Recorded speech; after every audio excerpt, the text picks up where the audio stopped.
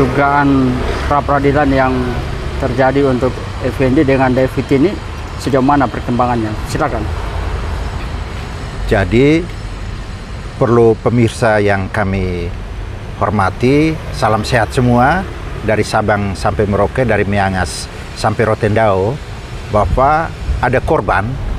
David dan Effendi menjadi korban kriminalisasi hukum, diskriminasi HAM, dan peradilan sesat di lingkup Pengadilan Negeri Jakarta Pusat dan Pengadilan Tinggi DKI Jakarta, di mana dua lembaga peradilan ini ada di Ibu Kota Negara Kesatuan Republik Indonesia. Ini sebenarnya tidak boleh terjadi di negara hukum Negara Kesatuan Republik Indonesia. Jadi saudara kami ini, korban ini adalah dikriminalisasi dan juga sekaligus didiskriminasi, bahkan mereka menjadi korban peradilan sesat. Mengapa ini bisa terjadi? Karena apa? Mereka ini sebenarnya sudah mengalami namanya proses dading perdamaian di Polres Jakarta Pusat. Dan Polres Jakarta Pusat sebenarnya sudah harus melakukan amanat Kapolri, yaitu restoratif justice. Tapi hal ini diabaikan oleh Polres Jakarta Pusat.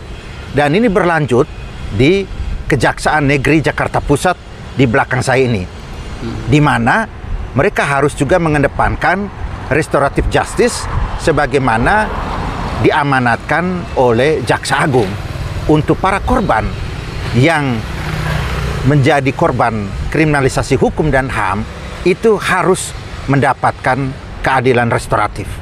Tapi ini tidak terjadi. Mereka tetap dipaksakan. Ada apa di balik ini? Dan inilah sebenarnya pada saat pengadilan pertama, yaitu putusan sela, mereka sudah dibebaskan. Tapi mengapa jaksa Ike di pengadilan di Kejaksaan Negeri Jakarta Pusat tetap memaksakan untuk kembali mempidanakan mereka di Pengadilan Negeri Jakarta Pusat? Dan disitulah mulai terjadi namanya peradilan sesat di tingkat Pengadilan Negeri Jakarta Pusat. Namun berlanjut di Pengadilan Tinggi, hakim di Pengadilan Tinggi yang untuk banding harusnya jeli, karena ini mereka orang-orang hebat, orang-orang yang dipilih untuk duduk di Pengadilan Tinggi DKI Jakarta. Tapi fatal, mereka memutuskan itu salah. Harusnya itu pasal 335, perbuatan tidak menyenangkan, tapi mereka putus. Maka kami sebut ini diskriminasi HAM, kriminalisasi hukum, dan peradilan sesat. Karena mereka kenakan, sudah jatuh ketimbang tangga adalah apa? Mereka dikenakan undang-undang narkotika. Ini fatal di negara kesatuan Republik Indonesia, di negara hukum kita ini. Kok bisa terjadi di ibu kota negara seperti ini?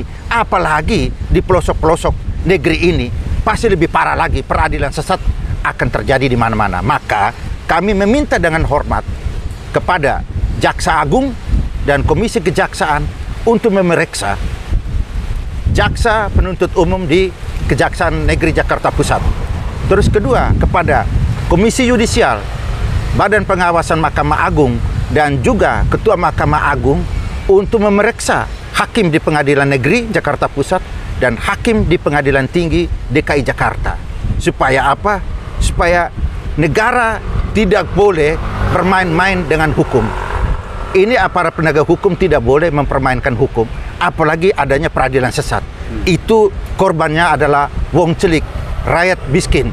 Maka kita harus meminta keadilan kepada Jaksa Agung dan juga kepada Komisi Kejaksaan untuk proses dan tindak tegas Jaksa Penuntut Umum di Kejaksaan Negeri Jakarta Pusat. Terus yang kedua, kepada Ketua Mahkamah Agung, kepada Komisi Yudisial, dan juga Banwas Mahkamah Agung untuk memeriksa hakim di Pengadilan Tinggi dan hakim di Pengadilan Negeri supaya mereka diproses.